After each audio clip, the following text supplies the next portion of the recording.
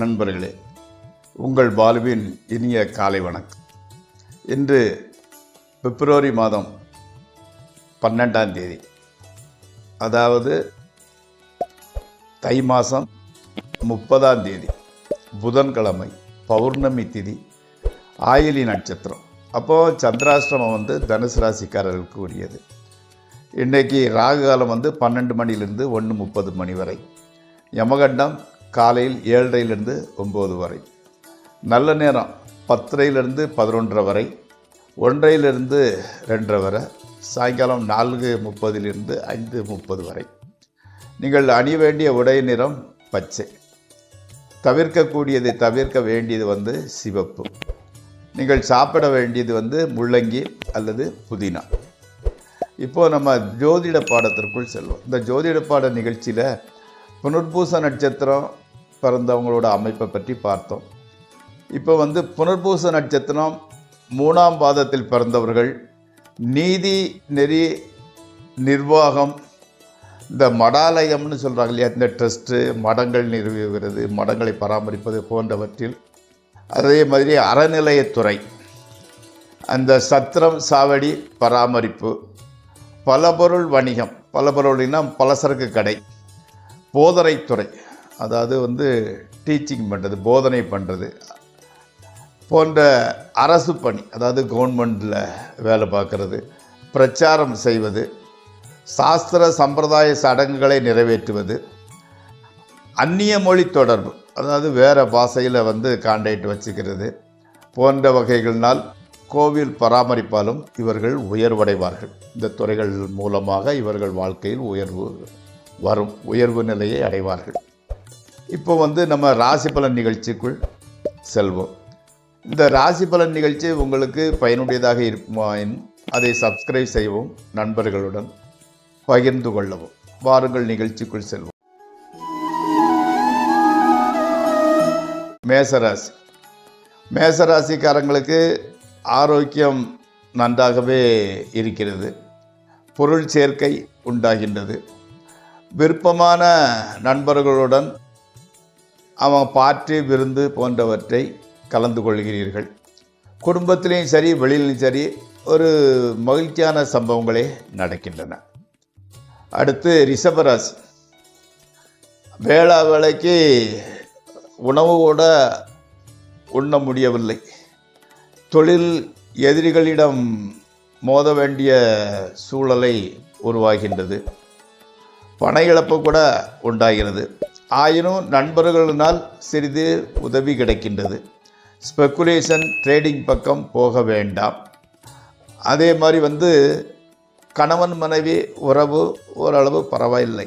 அதனால் வீட்டுக்குள் ஓரளவு சந்தோஷமான சூழ்நிலையே நிலவுகிறது. அடுத்து மிதுன ராசி. எடுத்த காரியங்கள் சிறிது தடங்களுக்கு பின்பே நடக்கிறது. எதற்கெடுத்தாலும் கோபம், டென்ஷன் ஏற்படுகின்றது. ஆனால் வீட்டிற்குள் சற்று அடக்கியே வாசிக்கிறீர்கள். அதே மாதிரி வண்டி வாகனங்களை மெதுவாக ஓட்டிச் செல்கின்றீர்கள். தகப்பனாரின் உடல்நிலை சற்று பாதிக்கப்படுகிறது. அடுத்து கடகராசி. வீண் அலைச்சல், வீண் செலவு, கெட்ட பெயர் உண்டாகிறது. கணவன் மனைவி உறவில் கூட சலசலப்பு உண்டாகின்றது. மக்கள் மாத்திரம் உங்களுக்கு ஆதரவாகவே இருக்கின்றனர்கள். உத்தியோகம் பார்ப்பவர்களுக்கு சிறு இடமாற்றம் ஏற்பட வாய்ப்பு உள்ளது. வீடு ரிப்பேர் செய்ய வேண்டி வருகிறது. அடுத்து சிம்மராசி. பொன், பொருள், துணிமணி சேர்க்கை உண்டாகிறது. மனை வாங்குதல் அல்லது வீட்டை புதுப்பித்தல் முதலியவை கைகூடும். குடும்பத்தில் சுபகாரியங்கள், சுப நிகழ்ச்சிகள் நடக்கும். விரோதிகள் கூட உங்களுக்கு நண்பர்களாக மாறிவிடுகின்றார்கள். ஸ்பெக்குலேஷன், ட்ரேடிங் நல்ல லாபம். மனைவி மக்கள் மகிழ்ச்சி அளிப்பவர்களாக இருக்கின்றார்கள்.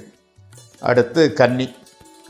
அதே மாதிரி கன்னி இலக்கணத்து கன்னியா ராசிக்காரங்களுக்கு இன்று நிறைந்த மன நிகழ்ச்சியும் மன நிம்மதியும் உண்டாகின்றது.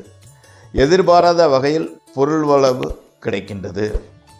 நண்பர்கள், உறவினர்கள் உங்களுக்கு ஆதரவாகவே இருக்கின்றனர். குடும்பத்தில் ஒரு மகிழ்ச்சியான குதூகலமான சூழ்நிலை நிலவுகிறது. கணவன் மனைவி உறவு கூட மகிழ்ச்சியாகவே இருக்கின்றது. அடுத்து துளாராசி. புதிய நகைகள் துணிமணிகள் வாங்கும் சூழ்நிலை உருவாகிறது. மனதிற்குள் ஒரு மகிழ்ச்சியும் ஏற்படுகின்றது.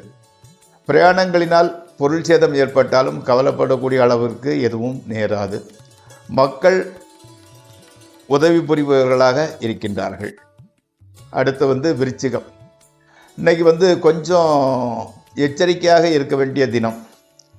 எதிரிகளின் தொல்லை கொஞ்சம் ஜாஸ்தியாக இருக்கிறது.